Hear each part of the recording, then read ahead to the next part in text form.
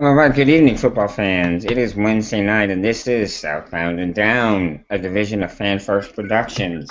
Southbound and Down is the premier NFC South focused podcast. Another week of football is behind us, and we're going to take a look back at these games played by the NFC South teams. If you're watching and want to participate in the conversation, please do. We really enjoy and appreciate all the comments. Do so on Twitter using the hashtag, do so on Twitter at FanFirstPro using hashtag FFP. Joining me tonight, as usual, is the same crowd. The geniuses behind their teams. We have Gene Thomas joining us as a representative of the Tampa Bay Bucs. We have Greg Barber, ironically, in Tampa, where he represents the New Orleans Saints. Aaron Double A Ron Freeman is the Falcons representative, who had a bye this week. And most passionately of all the Panther fans I know, it's Mr. T Money. How are y'all? Let's start with you, Aaron. Go ahead and let everybody know where they can reach you out on Twitter, please. At FalcFans on Twitter, and people can reach me there. Did you guys have a podcast yesterday? Yes. Scott and I did a live show on YouTube, a Hangout. You can go check that out. Just, search Falcon Central Radio. Should have another podcast coming up on the Falcoholic and FalcFans tomorrow morning, so people can check that out as well. Awesome. All right. Gene, if people want to talk with you about the Buccaneers, where can they hit you up on Twitter? They can reach me at Super Heavyweight, and also look for my website, Buck What You Heard, on YouTube. You can follow me there and check out some of my podcasts. Tomorrow, since we're playing the Philadelphia Eagles this week, I just wanted to give a special shout out to EDP 445. This guy is hilarious. I'm gonna have him on my show. I'm gonna have to censor it because it's gonna be for adults only. Because this guy lets it go. If you haven't seen him, please check him out because his meltdowns are epic. When the Eagles lose, he's probably the most passionate person I've ever seen in my life. Wow, I will certainly be tuned into that. I'll let you have your own bottle. I will be tuned into that. Greg, if people want to talk Saints football with you or wrestling, where do they need to go do that? Add Intense GB. Add Intense GB on Twitter. I'm there. Like I said, I'm always around one way or another. I'm definitely around there. So you can catch me there. And today, as I was telling everybody on last night's show on the C3 podcast, the sister broadcast to Southbound and Down, we had on Louis T. And I know you know Louis T. And much like Louis T, you are all over the place too. Where can people reach you out on Twitter? Twitter is T Muhammad 23, and then the YouTube is Mr. T Money 1993. And folks, if you haven't seen any of his videos, I highly recommend that you go check him out. He does not hold back. I can just put it to you like that. Well, we're going to get our show rolling here, but before we do, I want to take a minute to mention to our viewer about our sister podcast, the C3 podcast on Tuesday nights. It's all the Carolina Panther fan talk that you can handle. Visit our website, carolinacatchronicles.com, for the hottest news and fan takes on the Carolina Panthers. And you can also get on Amazon there, do some early Christmas shopping, and get some tickets through Ticket Monster. And we have a new advertiser with us, PSL Source, I believe is what it's called. But check it out. They have PSL licenses for sale, and they're really good at making the connection between people looking for them and people selling them. All right, what's interesting this week? Tampa took on the Cowboys and made them walk the plank. It was a game which was not really pretty. It wasn't a pretty game, but we did see some growth from the young Tampa team. If you looked at the numbers, Winston numbers didn't impress you in any way.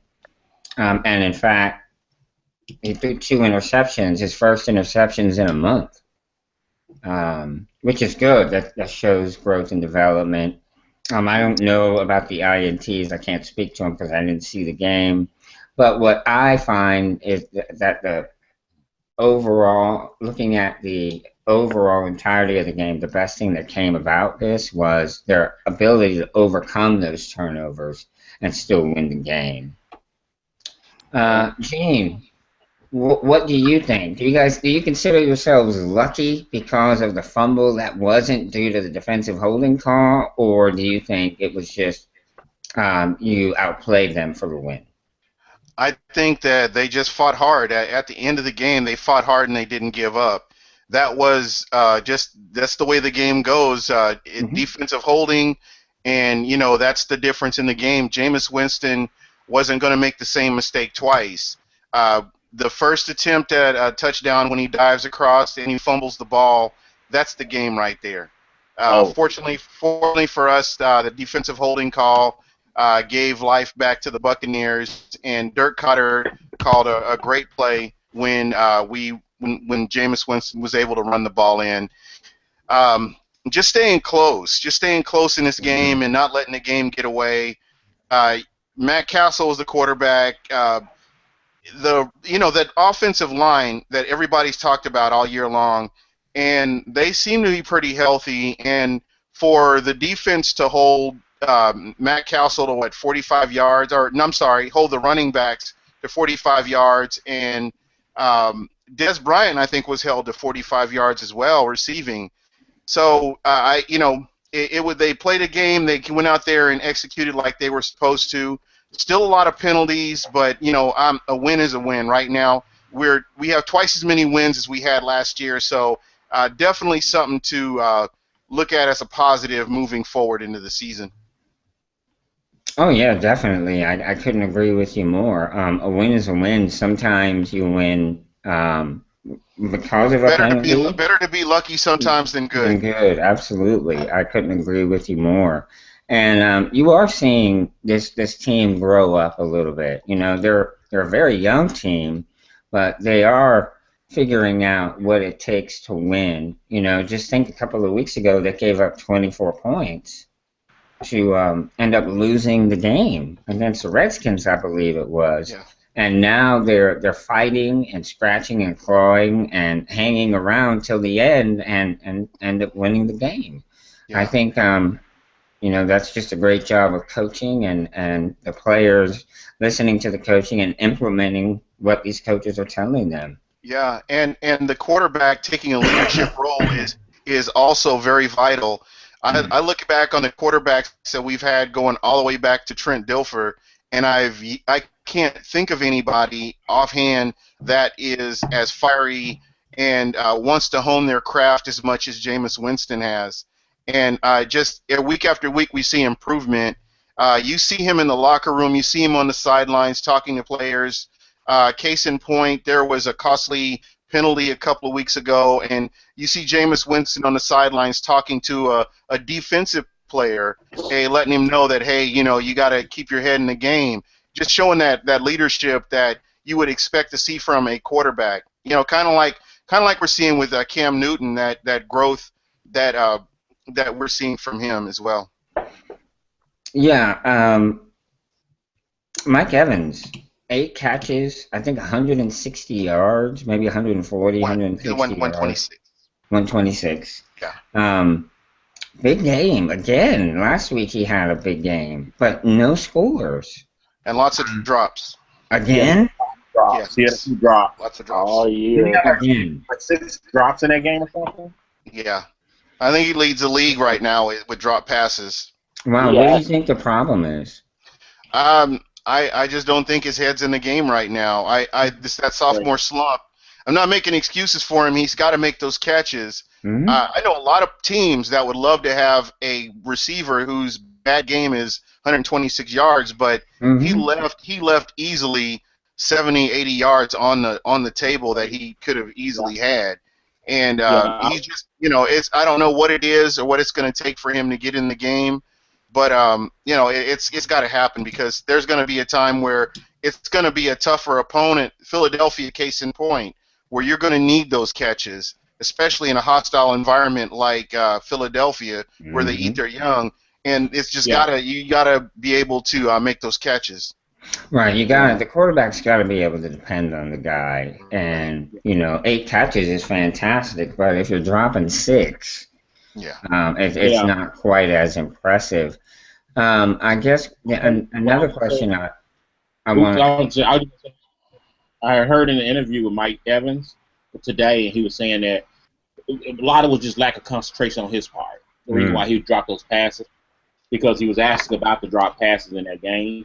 And and then most time, the receivers, he hearing the footsteps. You know what I mean? He's hearing those footsteps coming, and he turns around and trying to figure out what's the next move before he just catches the ball first. And you see it all the time. And I think that's what's going on with him at this point. Which I agree with that, but I didn't like what I heard from him kind of right after the game. Him kind of I remember I heard that. Making that excuse of he pretty much said what you said. Well, a lot of guys would like to have a receiver who still had 8 catches. He can't say that. Yeah. I feel like as a player, he's padding stats. I feel like as a player, you have to feel like, hey, it's my responsibility. I want to go out there and have no catches. I'd even like to say, hey, I know I messed up the past couple of weeks, but I'm gonna do better. Not, oh well. Look at my stats. I had 8 catches, 126. Right. Yeah. You don't want. I don't want to hear that. That's the wrong attitude to have. You should be.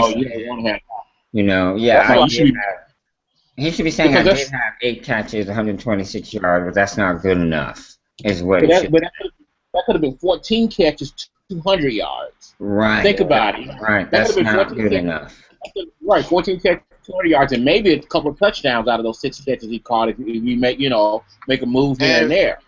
Yeah, and if you're looking at Tampa, you can see where Vincent Jackson and Safarian Jenkins are really missed on the field because you're limiting Jameis Winston on who he can throw to. I know that we have players that they brought up from the practice squad and they're trying to contribute, but it's a big drop off from a Vincent Jackson to a die.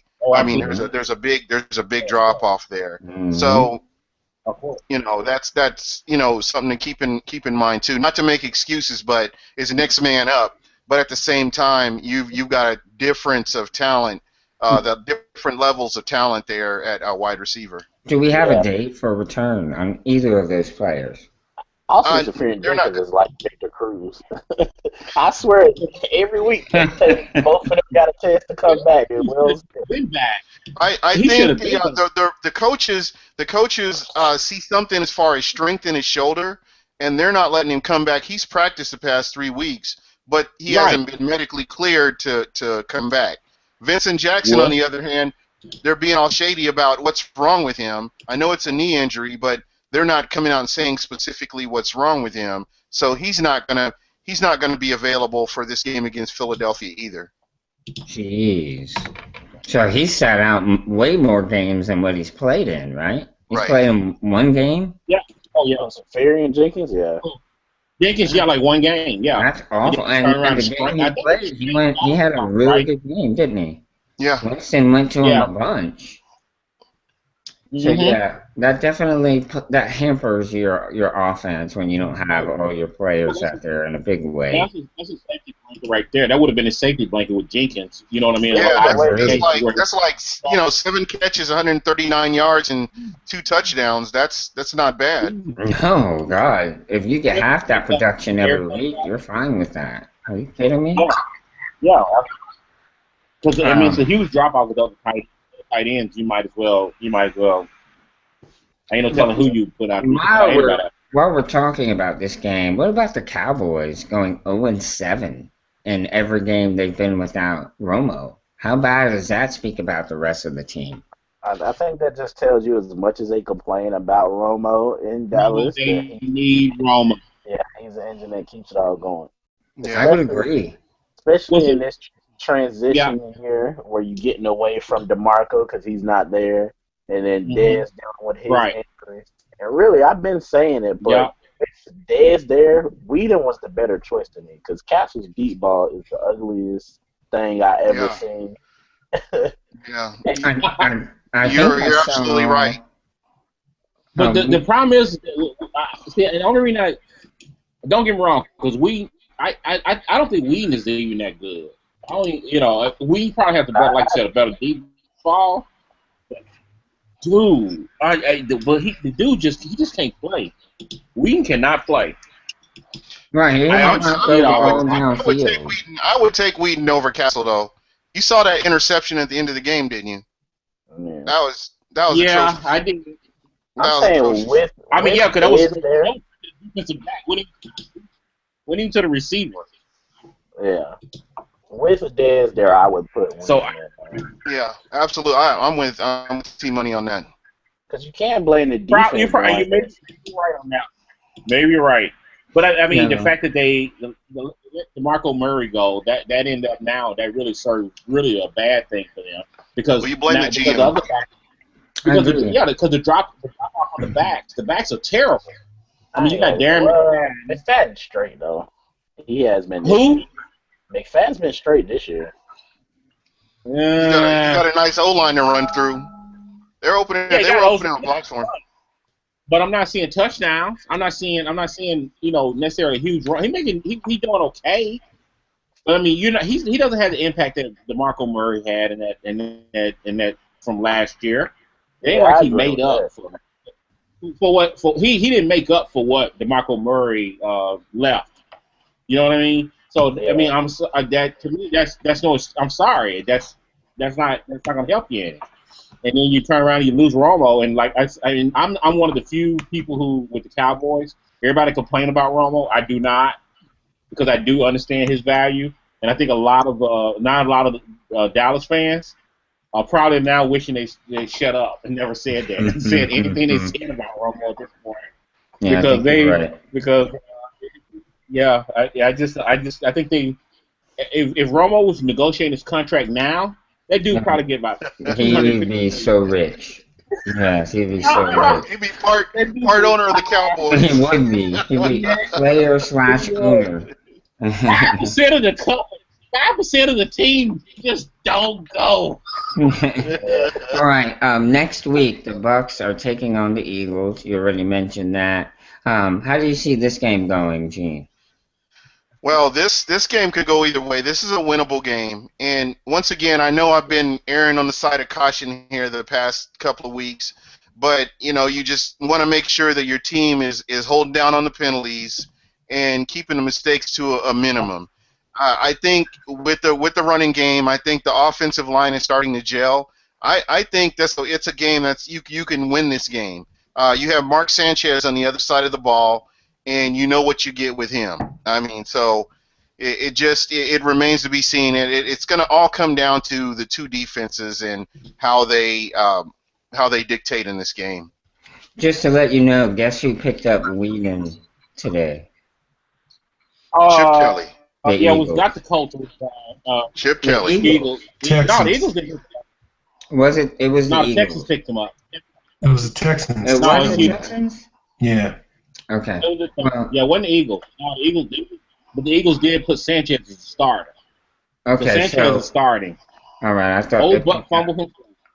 Yeah, I thought they picked up Whedon, but obviously I saw it wrong. So it was the Texans, but you guys are playing Sanchez, and honestly, Sanchez has looked okay in this offense in the past. I ain't gonna say nothing bad about Sanchez. That man dropped 45 on us last year. Yes, he did. Right. I ain't gonna say nothing bad about him. So we'll see. I think the Tampa Bay Bucs do have a chance at winning this game. The Eagles do have some talent. They've been playing better. So we'll see. I think Bradford's not the quarterback for them anyway, in my opinion. I don't know what Chip Kelly saw. He never was. No, he should have drafted Mariota. That's the guy he ran with. But he outsmarted himself on that deal. He probably could have gotten Mariota if he actually wasn't trying to be too damn smart for his own freaking good.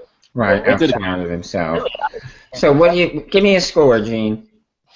Oh man. I'm gonna say maybe 24-21. Bucs? Yeah. Okay, Bucs, 24-21. Yeah, I could see that. I definitely think it's going to be some points. It's not going to be a 10-6 game. No, I don't see it absolutely being not. like that. I think they're going to Yeah, put I think that if they can get Doug Martin going, I think that's yeah. going to definitely dictate how the game's going to go as well. Sanchez is the quarterback. They may not score nearly what. They may not score 20 points. So I don't know about that one. Well, T-Money, you said it. He put up 45 against us, so we'll see. It's going to be, it should be an entertaining game, though. It definitely should be.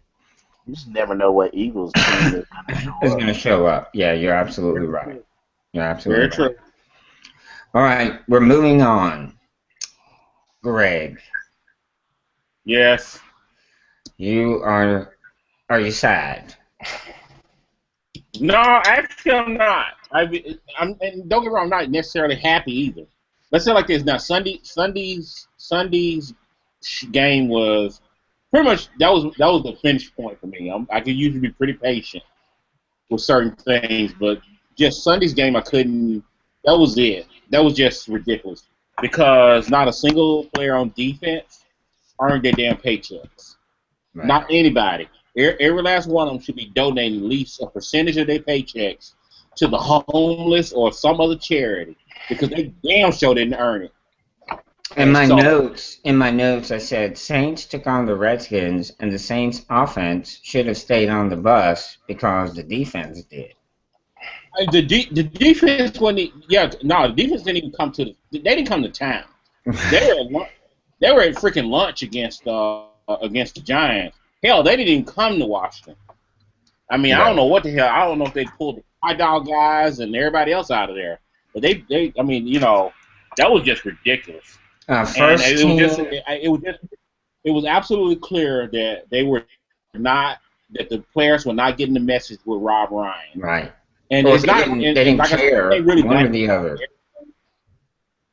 Yeah, I mean, I think the players care. I just don't think they just getting the message. You know what I mean? I think it's hard to say the players don't care. I don't think that's the case.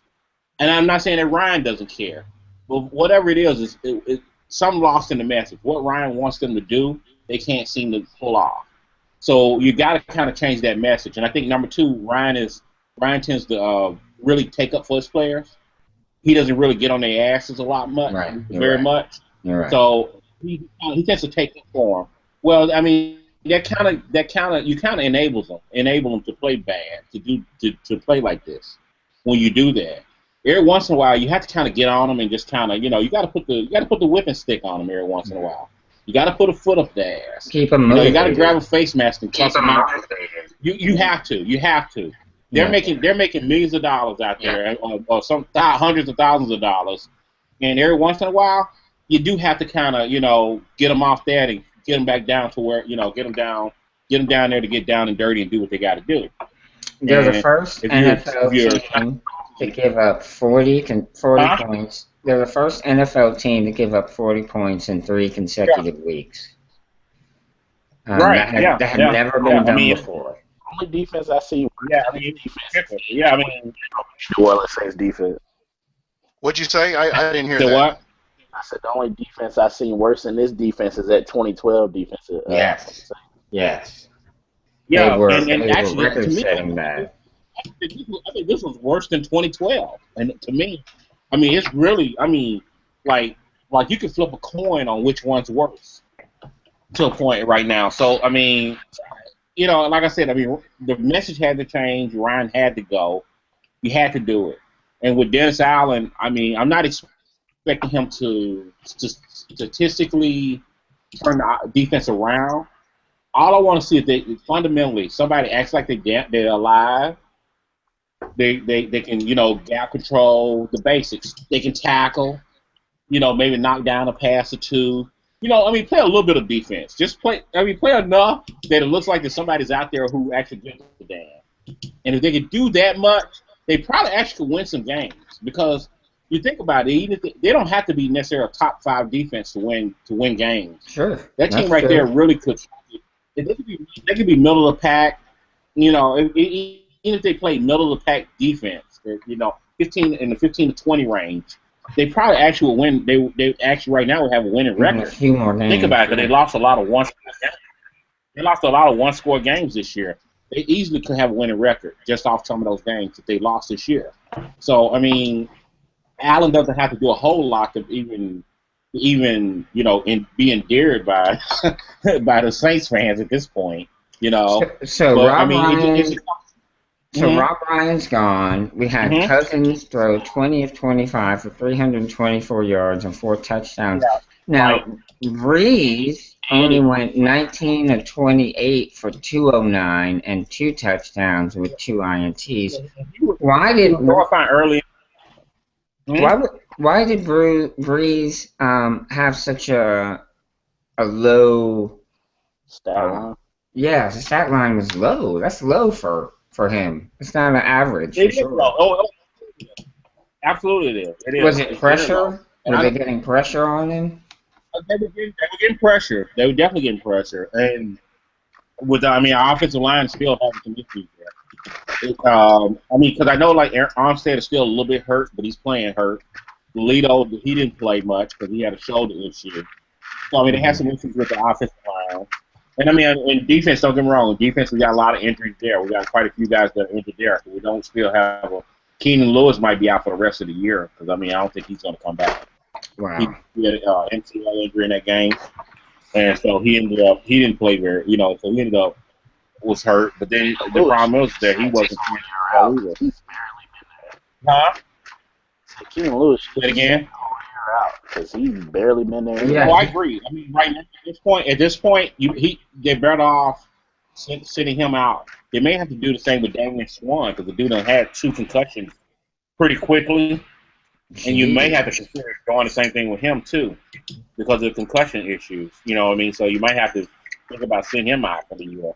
So I mean, that kind of leaves us pretty a little bit thin in the secondary at this point. But I mean, it is what it is. You work with what you got. That's all you can do. Redskins ran the ball pretty good in this game. They were able. Redskins did it. Whatever the hell they wanted. Yeah, they were able to get a good number of receivers into the game as well. The Saints are in desperate need of defensive help. Obviously, at this point, I don't know that they can get that in the form of players. So you told me you believed Dennis Allen was going to be taking over the coaching responsibilities, even though everybody. Dennis Allen ain't got that. Dennis Allen ain't got that fire in him. I guess you want. No, Allen's a quiet. That's the thing. Allen's a quiet. He's an organized guy. He's a lot more organized than what Ryan was. So that might be a higher point to a thing. But what I understand that now Allen's not necessarily a yeller. But what I understand, Allen will get in your face and say and talk to him. I mean, he only been a defense coordinator 1 year, and that was the 1 year he was at Denver before he got moved to head coach to the Raiders. And he was with the Denver in the Tim Tebow year. Okay. That this year they went to the playoffs. Tebow had his one magical year. His assistant was. So you can imagine how. Vit is his assistant or Vito or Vit. Yeah, he was the guy that was the Vit. coach for the team the year Peyton was suspended, right? Yeah, he was one of the interim coaches, right? He was one of them because they had a couple of guys that were. Okay. A couple of them had to serve suspensions and all that. And he's a linebackers coach, you told me, right? He's a linebacker. And the linebackers are one group that's played pretty well this year, right? Gene said he not really. Not really. In my opinion, no. Because let's say it's the starters have. If you got Ellaby, Anthony, and Kakaha, I think they've been fine. Okay. After that, it's kind of a drop off to me. You know, it's a big drop off. And right now, with Kakaha out and Ellaby being out, that's a big part of why the defense hasn't played nearly as well because you got Ellaby there. Ellaby really made that defense a lot better. He played basically weak side linebacker. And you got Kakaha there. Kakaha was one of those guys who get a pass rush. Okay. He's one of him and probably Cam Jordan are probably the two best pass rushers on the team. and you're losing one of them right there, and you got the other guy that everybody can just kind of phase them out because they don't have another one. You know, that causes a problem. So I think with them, but I think overall, I don't think he's developed. My problem with Vitt is that he has not really developed that too many linebackers, in my opinion. Yeah, most of the guys that were good linebackers were veterans who probably played elsewhere, and they played pretty well. But I haven't seen him take like a rookie linebacker and turn him into a complete stud. We haven't seen that. Either the guys pretty much end up getting cut and out to another team or something else.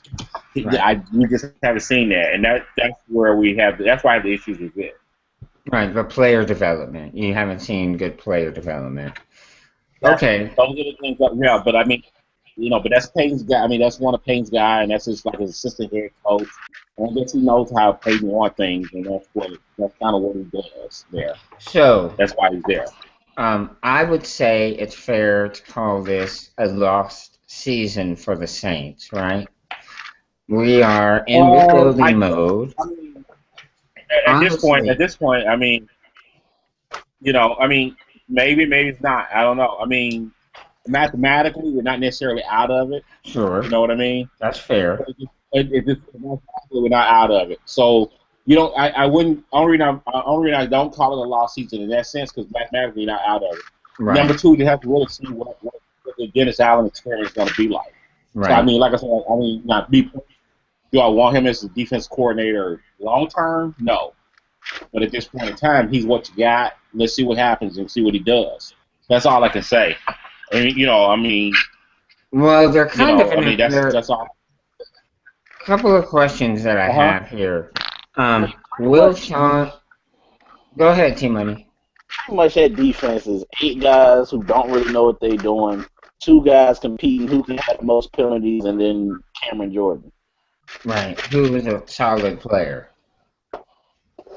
My questions are this: Will Payton be there next year? See, I'll tell you, a lot of people have speculation. Nobody really knows. It's one guy. It's one guy in the media that if he says it, if he's been saying anything about it, then Payton he'll tell you one way or another. And that's Jay Glazer, because Payton and Glazer are pretty tight, from what I understand. So that's why I said like I don't really know, because if Jay Glazer says that Payton is leaving, now I got to tell you, Payton called Glazer and told him what was up. Okay. If Payton hadn't said anything, if Jay Glazer has not said anything, I don't listen to anybody else, especially Peter King, because Peter King, believe it or not, Payton hates Peter King. He will not talk to Peter King. He will not interview with Peter King. Fuck Peter King to him in his life. He can't stand Peter King. So he will not talk to Peter King. So if Peter King says anything, Peter King is just throwing stuff in the air. I'm not saying don't believe it. What I'm saying is that you have to take it a little bit with a grain of salt. It may not necessarily be true. Peter King, because him and Peter King don't get along. But if Jay Glazer says it, him and Jay Glazer are tight. If Jay Glazer comes out and goes on Fox News or whatever, or tweets it out and says that Payton is shopping or looking for a team, or he's in talks with somebody, or somebody interested, or something coming up, 9 out of 10, that probably came from Payton. That I know. Double Aaron, what do you think if you were the Saints GM or CEO? Would you let Payton go after the season, after the last couple of seasons, and how this team has looked? Well, I mean, it kind of depends on if they're going to cut Drew Brees. Then I don't necessarily feel like Payton's going to be committed to the rebuilding process. Like, he might stick around for a year and then be like, I'm done. I'll move on. Right. Payton has 2 years on his contract. He has 2 years on his contract. So the thing about it is that if anybody had to trade for him, they're gonna have to trade for him or whatever. That was the next point I was gonna bring up. It's like if someone would give me picks for him, and I already know that I'm gonna be losing Drew Brees next year or the year after, then it's a rebuilding process in New Orleans, and I think that's too good a option to pass up because the reality is you're not going to find a replacement for Drew Brees that's going to be as good. So you might as well just get as many picks and just start, the long haul rebuilding process. I don't disagree. I mean, if somebody offered like a Gruden-style deal, because you got to think about it. Gruden got that great deal. I mean, they got that great. Tampa got that great. Oakland got that great deal. I'm sorry, when Gruden went to Tampa. That'll never Gruden happen. hadn't even won, and he hadn't won a title. But what I'm saying is that Peyton has a title to his name. He could probably get a pretty good. They could probably get a nice little deal, I think, out of it. If somebody offers him something pretty good, I get it. And if Peyton wants to go, then yeah, you let him go. I mean, like I said, if he doesn't want to stay, I wouldn't want to. I wouldn't want him to stay. I don't want him. Right. If he doesn't want to coach, you're not going to make him. Let's keep it real. Oh God, no. I know. Oh no, not in no way, shape, or form. Do I even want that to happen? I don't want that to happen. As much as I want to keep him, if you don't want to stay, let him go. What were you saying today? First of all, as far as your whole Jay Glazer and Sean Payton thing, let's not forget Sean Payton did lie about Rob Ryan was going to be there. It was the same exact day. That morning or that afternoon, they interviewed Sean Payton. Rob Ryan's still going to be the defensive coordinator. Before they fired him that same day. He was but at the same point in time, what he said was they hadn't talked about it yet. I'm sure that they knew, and everybody knew what was going to happen, but at the same time, he wasn't going to make the announcement until he wanted to make the announcement. You don't let nobody. He's not the first coach who's done that. No. I mean, heck, a lot of coaches have done it. James Collier did that with his offensive coordinator. Same thing. Not only did he know he was going to fire that man, he let that man come to practice. He let that man prepare for a game. He was going to fire that man. No, he didn't. They're on a bye week. They're not preparing for a game. He's on a bye week. Always preparing for them. Whenever you're going to play, it's still a bye week, but I'm sure he's putting in part of the game plan. Yeah. I don't think they were just. I don't know. But I know he was there. He was there, but it's funny, Greg, that you mentioned Drew Brees and 2 years on his contract because my next question, this is exactly what I have in my notes. Where will Brees end up for his final 2 years? Which team? And these are the teams that I just came into my head real quick. Jets, Lions, because they're talking about the Golden Boy leaving because, he's frustrated there with that organization. The Bears, because Cutler's doing better this year. Very well. I think Cutler right now is safe. He has been better. And then lastly, this is interesting. What about Drew Brees to the Houston Texans? If Brees went to the Texans, the Jets, they're instant contenders. I think so too. If he goes to one of those two teams, he's an instant contender. Go ahead, Tadeusz. He's not going to Houston because he's got to go somewhere where Sean Payton is able to be the head coach. I think the Texans still like Bill O'Brien right now. Mm-hmm. I agree. So I don't see that. Just sticking with my prediction, I don't know if y'all really remember, that first Rob Ryan wasn't going to be there. That's already done. Grayson will be getting a you're going to get a point on that because, everybody knew Rob Ryan pretty much this was going to be his last year anyway. His contract was out. I'm just he was going to be out there. So I'm not putting points on that. You don't got to. But Grayson was a game or two starting by the end of the year. I'm teasing you, bro. So you think Sean Payton will be gone? Brees will go wherever Sean Payton goes. You think so? Let's not forget the Saints are not paying Brees $20 million this year. No, they're not. They need the money. If Brees ain't taking a pay cut, he's sort of like Kobe, you know what I'm saying? He just feels like I've earned enough for this franchise. I'm not taking no pay cut. Right. I can't blame him. Nobody thought Jimmy Graham was going to be gone. I'm just going to say. I don't think they would cut him anyway. I don't think they would cut his pay. And, he still got 2 years on his contract, too, but he still got this year and 17. And like I said, don't get me wrong. They probably can get a nice little haul for him if with the right team. You know what I mean? So, the Saints could easily get set up in the draft alone, to rebuild just by the fact of trading Payton and trading Brees and probably get on the fast track really quick to rebuild it with the right coach. You know, and I think there's a couple of coaches I have in mind that I would look at that I would consider for the team that I would be okay to work with too. All right. Next week the Saints are guaranteed to lose because they do have a bye. So they ain't guaranteed not to win. Goes both ways on that one. So they already took the L. They first coach. They are facing the Colts, who actually had a bye week this week as well. And both teams will be in need of a win, but which one needs it more, the Saints or the Colts? The Colts, because they still lead their division. I think they're within a game because I think the Texans are tied with them for the division lead when they beat Cincinnati. Is that right? Or are they still a game back in the division? Right. Okay.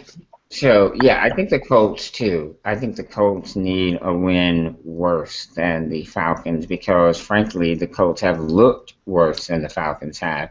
Double Aaron, what would your opinion of that be? Colts or Falcons in need of the win more? Well, obviously, I'm a little biased. I think the Falcons need this win because the Colts, look, they still have like 3 division games left, so they should be fine as long as even if they lose to the Falcons. I think after this game, their only real tough opponent is the Steelers, so they have a realistic shot of finish the season like 5-2 or something like that. The Falcons got to play the Panthers twice. They got to play the Vikings next week. They've already lost to the Bucs. They've already lost to the Saints. If they're losing to the Colts this week, then it's probably putting it may be too early to say this for some people, but if they can't beat the Colts with all the things that they have going for them this week, they're healthy, they're coming off a bye, they're playing a backup quarterback. The Colts are the Colts. Backup quarterback. If they can't, they already, they lost to Blaine Gabbert. It's one of those things where if they can't win this week, then they're going to lose. They're going to be the 6th team in NFL history to start a season 5-0 and miss the playoffs. So wow, funny. Every time somebody says the Falcons lost to Blaine Gabbert, there's no defense for it. There's no defense for it. I know. Yeah, what can you really say? Right? Really can't say anything. I mean, the Colts could get into playoffs at 7-9. That's how terrible the division is. So right, they're this year's NFC South version from last year. Mm-hmm. You know what I'm saying? Yep. All right. Going on lastly to the Panthers. Panthers defeated a tough Titans team. I think they were tougher than a lot of people were expecting. The scoreboard didn't reflect that per se. A whiny Titans team. Yeah, this was a physical game. This was a very physical game. I think a whiny game. I think just as much as the Panthers were physical, the Titans were just as physical back to the Panthers. What do you think today is? The game was pretty much what I expected it to be. I mean, I always felt like Tennessee does have talent on their roster. They're just a young team. Mm-hmm. So that game really didn't surprise me. I expected us to win. Not being the cardiac cats. But, I mean, we won handily, but at the same time, it wasn't like we just dominated them all game long, and that's what I expected. Right. We didn't. But it was a tale of 2 halves, don't you think? It was a tale of the first half and the second half. I think surprisingly defensively. I mean, well, I wouldn't say 2 halves, but that first quarter we was a little shaky on defense. Mm-hmm. But Cam came out on fire, don't you think? He was in the zone, man. Greg Olsen was just playing he was running his routes beautifully, finding the holes, making it easy on Cam. I think Cam went 11 for 11. And then we saw the dance. And not only us a young 9-year-old girl fell dance with her mother, and that started a whole bunch of mess. So, starting with Tadeus, give me your thoughts and opinions on the dab on them folks. Um, First of all, I have met Cam's brother. His voice is probably about that deep because he was being funny. Yeah. Because I met them at Cam's little Thanksgiving dinner thing he did, and his brother was talking. And I looked, I thought it was Cam at first. I looked and said, "That's his brother talking that deep." And that was probably about 2 years ago. So yeah, but it was all funny, man. The dance, I mean, he is from Atlanta. It's a popular Atlanta dance. A lot of people do that. I don't hear nobody complaining when Odell do the hitting them folks or anybody else doing anything. And that whole daughter thing, come on, Mom. If you like watching Cam, you can admit it. It's okay. You might have got caught by your husband staring at Cam. It's hard. You like watching Cam. Females find Cam attractive. It's cool. But as far as a 9-year-old, come on now. Come on, man. Yeah, I agree. It's just, she's talking about Cam being a role model, which is, that's fine if you want your child to look up to someone, but the first role model every child should be a parent. It should not be a sports star or an actor. Role model. If you want Cam to be a role model, you should have said, okay, look, daughter, Cam just gave that Cam what he gave that football away. Mm-hmm. He gave multiple footballs away. He did, and he made sure his teammates did. He made sure his teammates did, that they were giving out footballs, and he does a lot of good work within the community. He does a lot of good work for the people back in his hometown. So this guy is very charitable, and he's a generous person. So for her to make him out to be a bad guy just because he's breaking it down in the end zone, well, I tell you what, lady, you go out on that field and you keep Cam Newton out of the end zone, and he won't dab on you.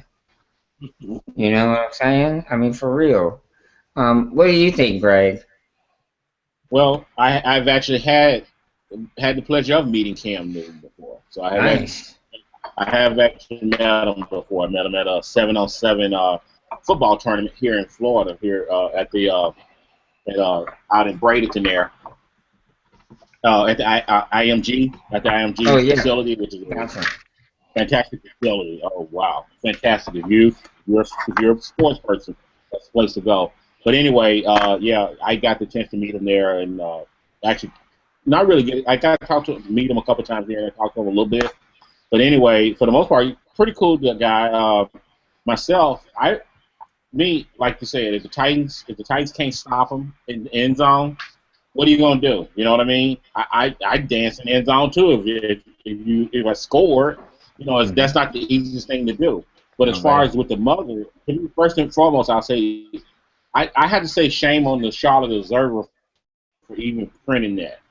I just think that I don't get why they thought that was worth even printing or it was basically pretty much stoking a fire in a sense with that.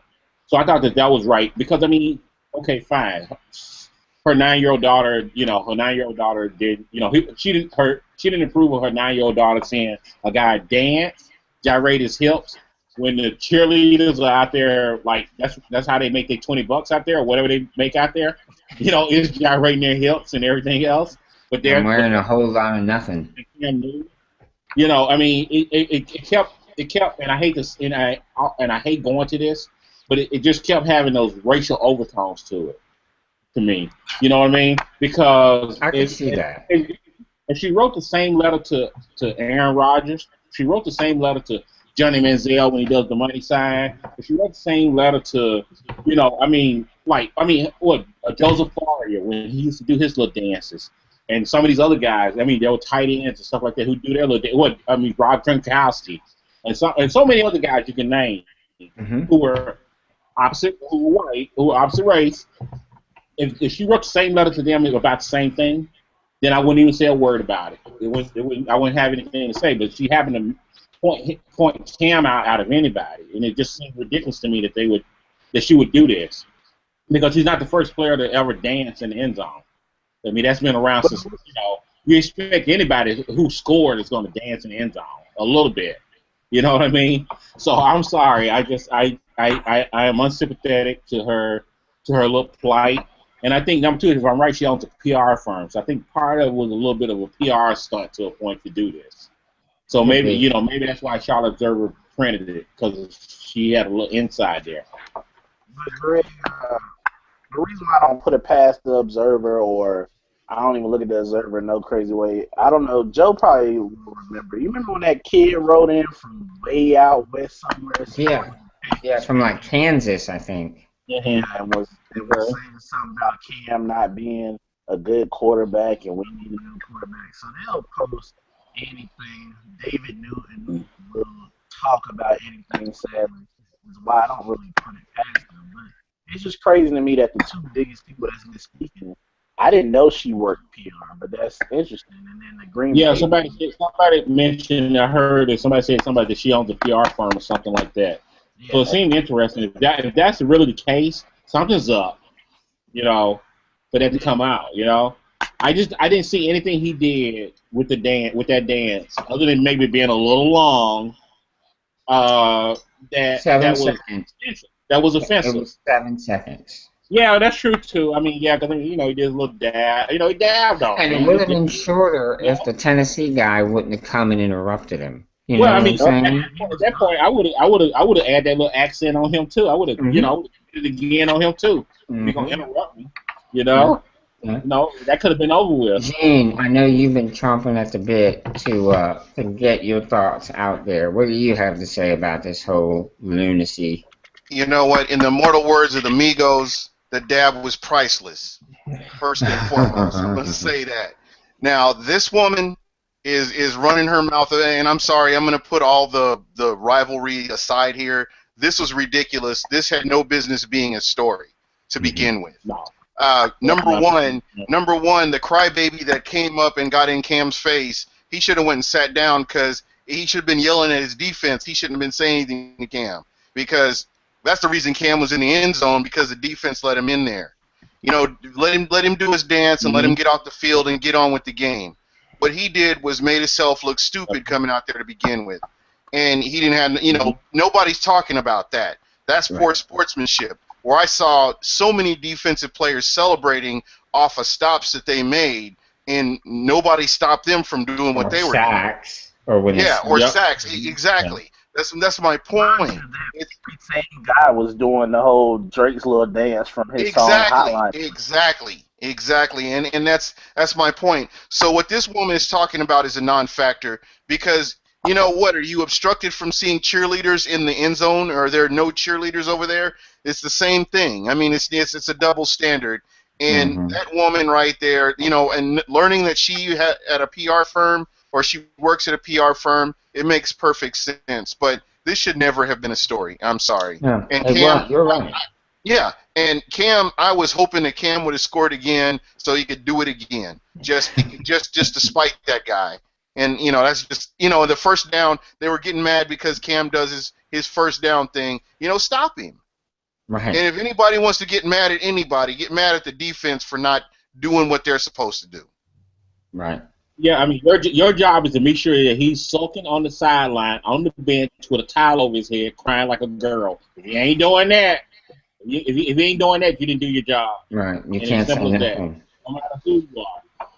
All right, Aaron, you're going last, but that doesn't mean you don't have the greatest opinion. Let's hear what you said. Well, I don't have kids, but I find it weird when parents, in that letter she basically said I had to teach my daughter, I hate when parents have to complain about being parents. Like, I had to take this moment to tell my daughter and explain to my daughter why Cam was dancing. Like, that's not a tough parenting. Like, there are moments in your life where you're going to have tough parenting choices, but sitting there and explaining to your daughter that a player is celebrating a touchdown is not one of those tough moments that you're going to have. you can sit there, and if that woman didn't like Cam's dancing, that's fine. She could sit there and tell her 9-year-old daughter, that he's a showboat and he's a show-off, and I can't handle his swag and all that type of stuff that she wanted to say.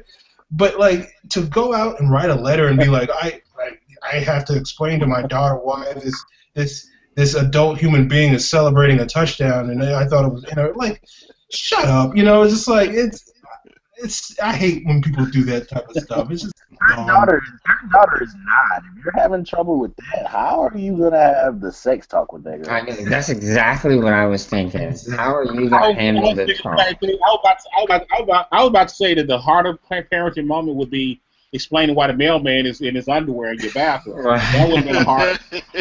Right. Exactly. Well, yeah. That would be hard. I think the dude from the Green Bay fan they said was running for city council. It was just funny seeing all these people trying to get their names and their companies and their agendas out there in the public. That's all it is. Of course. Yeah. And I think everybody's opinion was right as far as what they thought on this matter within our group. I think it's true. They made a non-story into a story. Yeah, it's what you do about it. Yeah, that was just to sell newspapers. Newspapers are dying media.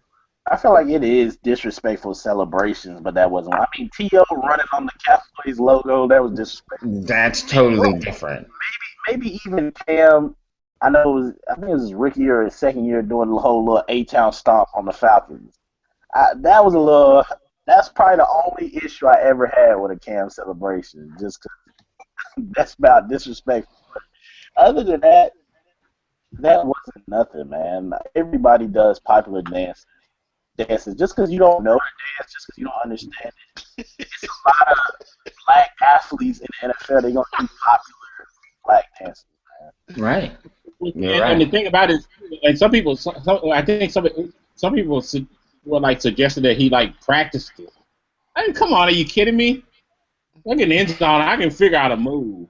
I can figure out a dance move real quick right off the top of my head. You're busting the move. That's right.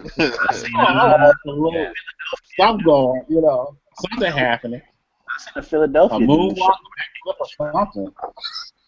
Yeah, I'm sure if he'd have done the whipping and nay, he'd have been all right because that's like what everybody else does. Mm-hmm. So that would have been okay.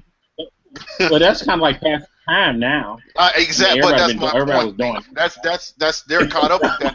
That would be fine with them right there. If Cam had done the twist. Yeah. Now that would have been awesome. That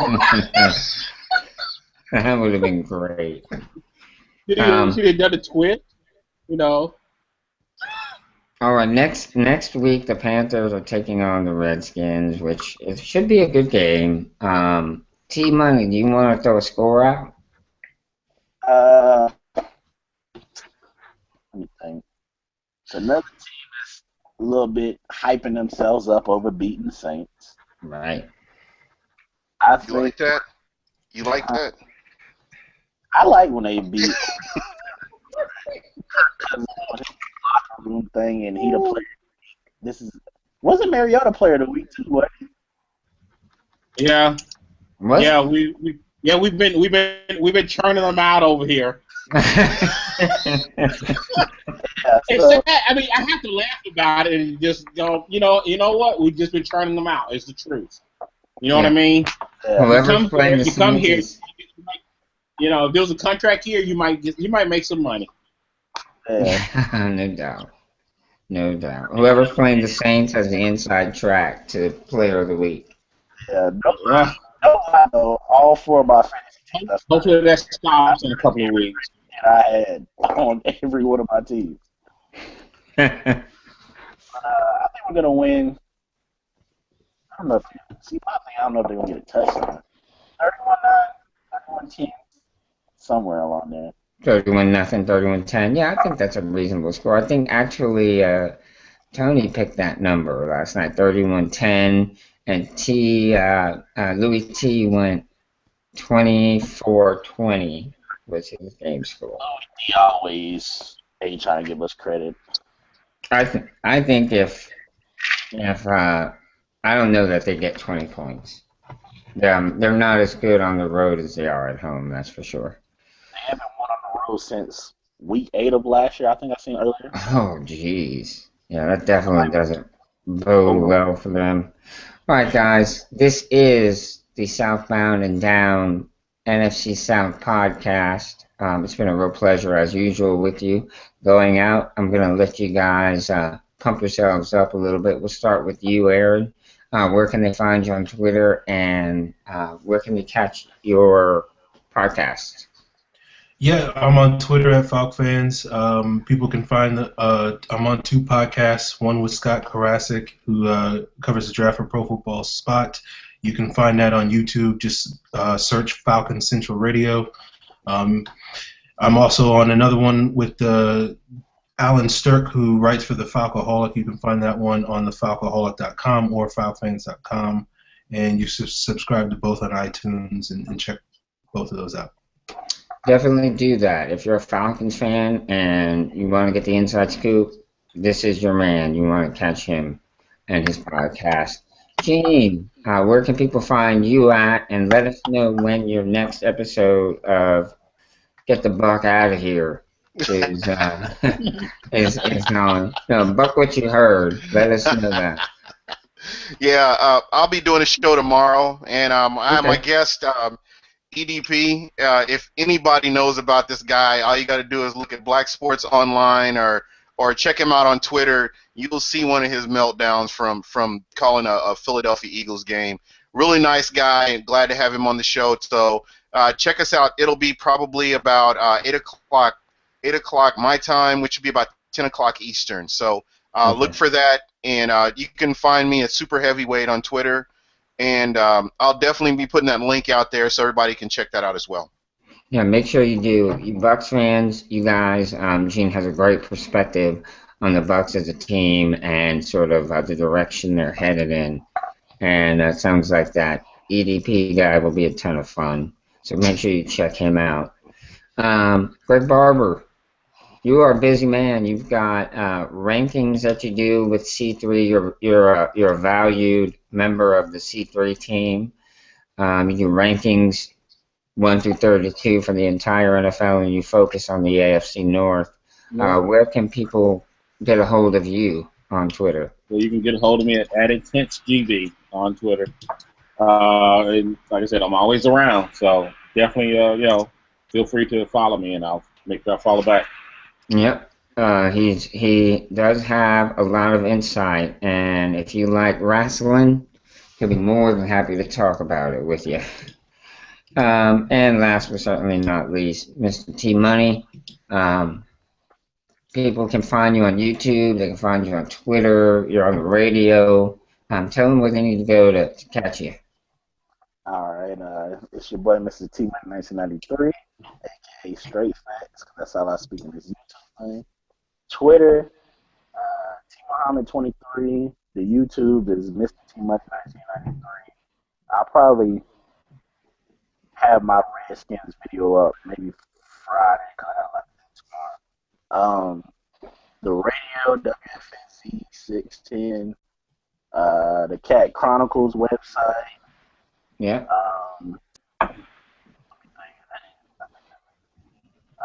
I think that's enough. If that ain't all of it, that's enough. Yeah.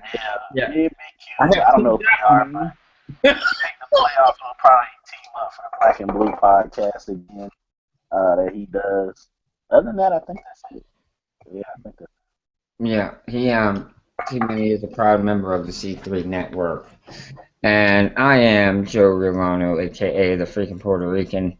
I love doing this podcast. I've got a great crew that I get to work with every week, and they drop some knowledge. I learn something new every Wednesday. Guys, I appreciate it. I pray you have a good rest of the week, and I look forward to seeing you next Wednesday. Absolutely. All right.